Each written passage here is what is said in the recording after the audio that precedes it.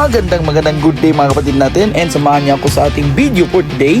This is Sunday, July 26. It is the 12 years anniversary of me and my wife, and after sinalubong namin kaninang madaling araw, yung trip namin ngayon is biyahe kami sa Bohol. So Cebu City, CCLX, dyan muna kayo, babalik lang kami after 1 hour po.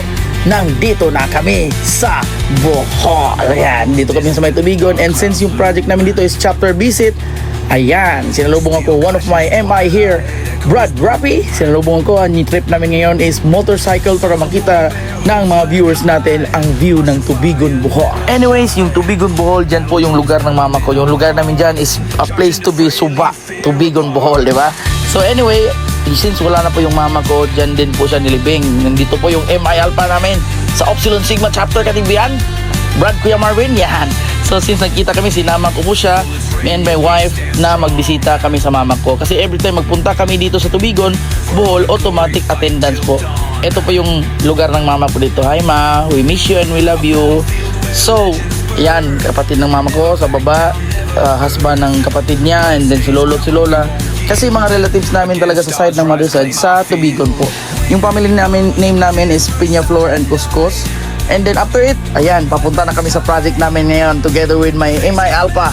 And syempre, ang malupitan natin, wife ko there. Anyway, papunta kami sa isang MI namin para sama-sama may project kami ngayon. Papunta kami sa spearfishing project. Di ba? Ang kagandahan dito sa Bohol, at the same time, monitor natin yung chapter nila, mag-i-enjoy ka pa talaga kasi may business kami dito. At the same time, fun to be with yung mga kapatid natin dito. Tingnan mo, super humble, di ba? Brad, Kuya Marvin, and then yung pamangkin niya si Brad Rappy. Okay? So nandito kami ngayon sa Barangay Makaas, Tubigon, Bohol. So isa kasi sa communication namin na sinabihan ko, pag magbisita ako dyan, dalhin nyo ako pag mag-spear fishing kayo. So yan, wish granted. Ang lupit talaga, basta Upsilon Sigma Katibian Bohol chapter, powered by Prime Pro. Special shoutout sa GS natin dyan, Brad, Kuya Loy. Salamat po sa pag-accommodate namin. Yan, ang ganda talaga ng 12 years anniversary experience namin ng asawa ko. Aside from we have a date last night, sinalubong namin ngayon, may adventure naman kaming gagawin. Nandito kami ngayon sa isang resort dito sa Makaas, Tubigon, Bohol. And then napaka different ito na resort kasi yan yung daanan, bamboo trees yung daanan natin, di ba? So yan na kami, yan po yung mga cottage dyan.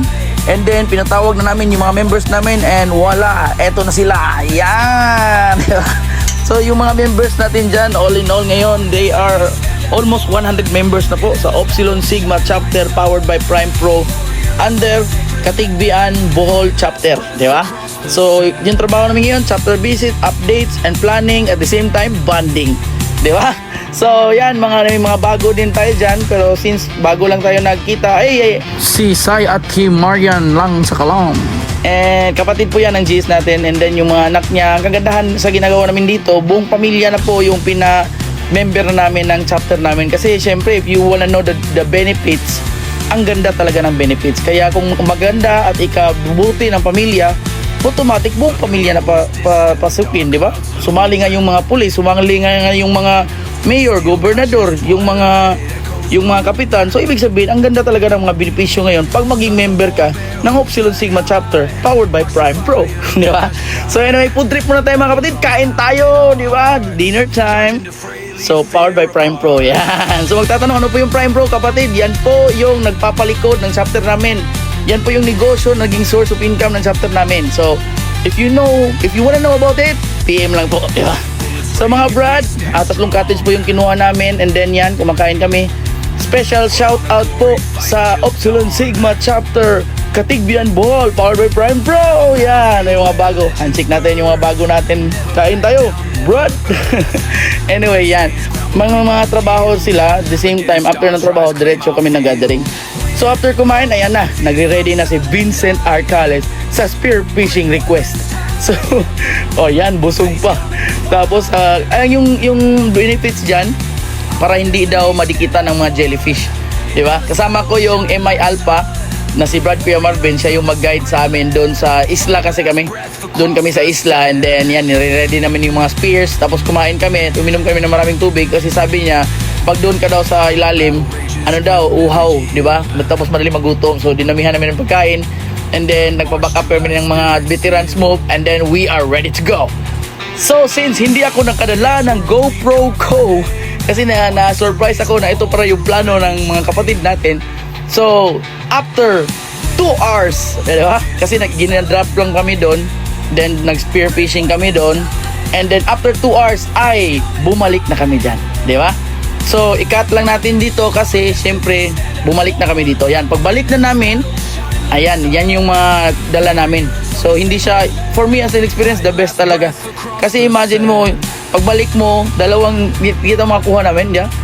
Yung mga crabs dyan, maghahansign sa'yo eh. Handshake, di ba? So yan sa isa, yun yung kuha namin sa isa. Tapos, yan din sa isa, yung mga malaki talaga. Kapag ang trip mo ang nagwagi, solve ka na naman. Solve ka na naman.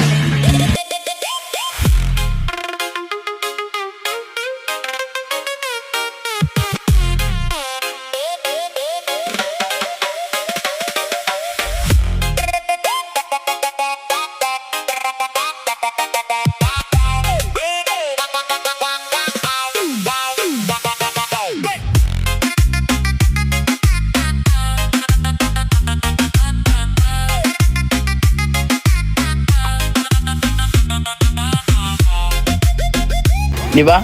And then after it, syempre, diretso na kami, rekta na kami sa lugar ng Katigbian Bohol. Yung nag-rides kami, di ba? So kinukuha yung motor, ayan na. Di ba? So siniset up ko sila kasi may gagawin kaming parade dito sa Tagbilaran, Bohol this upcoming August 8, anniversary ng Alpaca Parrot, whole Alpaca Parrot. Then since nasa Bohol sila, so may gagawin na motorcade. So ginagather ko na, pinapractice ko sila na magmotor tayo tapos control yung speed para yan yung magiging mangyari pag parade. So yan. So ang kagandahan dito, one mind talaga, makita mo kahit anong mga background nila, kahit anong edad na nila, kahit mga family man, kung makita nyo talaga may mga apo na yan pero still nagkakaisa, gipatigbabaw jud permanente sa grupo ang pag-igsunay, pagsinabtanay ug pag tinagbahay, di ba? So long live Upsilon Sigma Chapter Katigbian Bohol, di ba? Sa mga gustong sumali, pwede kayo magpa-orient muna para makita mo yung benefits niya. Pag feel mo makakatulong sa'yo, contact our GS there, Brad, Kuya Loy Binbinido Morales lang sa Kalam, di ba? So we are under Bohol Supreme Council, and guys, thank you for watching, for following.